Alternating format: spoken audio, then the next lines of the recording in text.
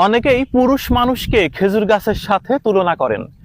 রস গ্রহণের লালসার কাছে হার মেনেছে খেজুর গাছের অসুস্থতা। ঠিক যেভাবে হাজারো পুরুষের অসহায়ত্ব কারোর চোখেই পড়ে না। দেখেছেন, এই গাছেরও কোনো ছাড় নেই।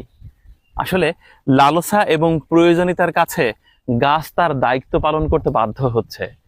যদি এই গাছ কথা বলতে পারত, তাহলে হয়তোবা আর্তনাদ করে ফেটে পড়তো। আমাদের সমাজে পুরুষ মানুষের জীবনও ঠিক এমন। পুরুষের অসুস্থতা, পুরুষের অপারগতা, পুরুষের অসহায়ত্ব, পুরুষের মন খারাপ কেউই কখনো বিবেচনায় আনেনি। শুধুমাত্র দায়িত্ব পালন করতেই বাধ্য করেছে। কেউ খোঁজ খবর নেয়নি ভেতরে কতটা শূন্যতা, ভেতরে কতটা ক্রন্দন, ভেতরে কতটা অসহায়ত্ব।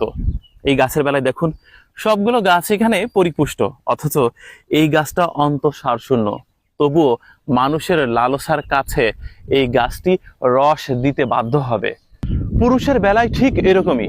সংসারে দায়িত্ব পালন করতে করতে আপনি যতই ক্লান্ত শ্রান্ত অসুস্থ হন না কেন, তবু আপনাকে আরো বেশি করে যেতে হবে, আরো বেশি চাই।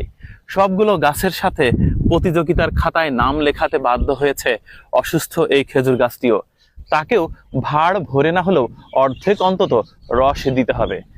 গাছই তাই নির্দয়ভাবে এই গাছে ভাড় ঝোলানোর জন্য সব ক্রিয়াকলাপ সম্পূর্ণ করেছে। এখন শুধুমাত্র 2-1 দিনের অপেক্ষা। দেখেছেন, সবকিছুই করতে হবে অন্য গাছের মতো। পুরুষ মানুষ প্রতিযোগিতার খাতায় নাম লেখায়।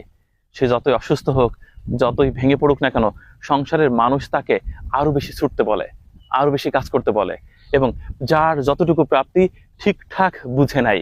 অনেকটা মৌচাক থেকে মধু চিপে নেয়ার মতো।